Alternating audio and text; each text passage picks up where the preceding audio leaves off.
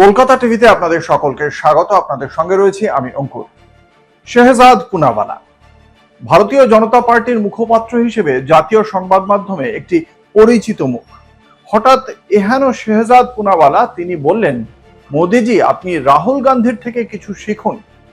এ কথা জানার পরেই বারংবার সেই ভিডিও ইতিমধ্যেই ভাইরাল হয়ে গিয়েছে, সমাজ মাধ্যমে ছড়িয়ে পড়েছে সেই ভিডিও। এবং কেন হঠাৎ করে একথা বলছেন বিজেপি মুখপাত্র, তাও আবার প্রধানমন্ত্রী নরেন্দ্র মোদীকে, সেটা জানার জন্য যখন ভিডিও খোলা গেল দেখতে পাওয়া যাচ্ছে যে শেহজাদ পুনাওয়ালা ঠিক কি বলেছেন। তিনি বলছেন, প্রধানমন্ত্রী নরেন্দ্র মোদীর 12 বছর হয়ে গেল প্রধানমন্ত্রীত্বে, কিন্তু এখনো পর্যন্ত তিনি সবকিছু শিখে উঠতে পারলেন না। তিনি খুব স্পষ্টভাবেই বলছেন যে প্রধানমন্ত্রী নরেন্দ্র মোদীকে দেখে আমি সম্পূর্ণ হতাশ। 12 বছর হয়ে গেছে, উনি পুরোপুরি ব্যর্থ। উনি স্বৈরাচারী হয়ে উঠতে পারলেন না। উল্টে যে ছোট ছোট ছেলেমেয়েরা ওকে, ওর মাকে, সাংবিধানিক পদে বসা ব্যক্তিদের গালিগালাজ করলো, তাদের ভিডিওতে এসে ক্ষমা করার কথা বললেন মোদিজি। সমাজ, পুলিশ সবাইকে বললেন ছোটরা ভুল করেছে, ক্ষমা করে দাও। মোদিজি যখন সবাইকে ক্ষমা করছেন তখন রাহুল গান্ধীকে দেখে আসল ডিক্টেটরশিপ শেখা উচিত প্রধানমন্ত্রীর। উনি নেহেরু গান্ধীর বংশধর। একবার কেরালে ইনস্টাগ্রামে কেউ রাহুল গান্ধীকে অপমান করায় 3 জনের বিরুদ্ধে গ্রেপ্তারি পরোয়ানা জারি হয়ে যায়। ককরোচ পার্টির আন্দোলনে যারা শান্তিপূর্ণ প্রতিবাদের নামে হিংসা করেছে তাদের বিরুদ্ধে মোদিজির সরকার কেস প্রত্যাহার করে নিয়েছে।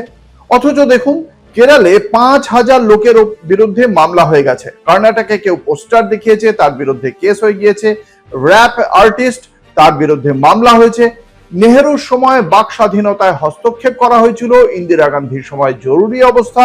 সংসদে বিরোধী মতকে ধ্বংস করতে সাংসদদের জেলে পুরেছিলেন ইন্দিরা গান্ধী। সাধু সন্তরা তখন আন্দোলন করতে নামে, তখন তাদের উপর নির্বিচারে গুলি চালান ইন্দিরা গান্ধী। এর পাশাপাশি তিনি বলেছেন যে অসমে আসুর ছাত্র আন্দোলনকে জোর করে দমন করা হয়, হাজার প্রতিবাদীদের মেরে ফেলা হয়।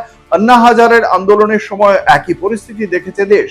এমনই ভাবে তিনি বলেছেন যে এভাবেই ডিক্টেটরশিপ রাহুল গান্ধীর মধ্যেও রয়েছে, কিন্তু প্রধানমন্ত্রী নরেন্দ্র মোদী এখনো পর্যন্ত সেই স্বৈরাচারী শাসক হতে পারেননি।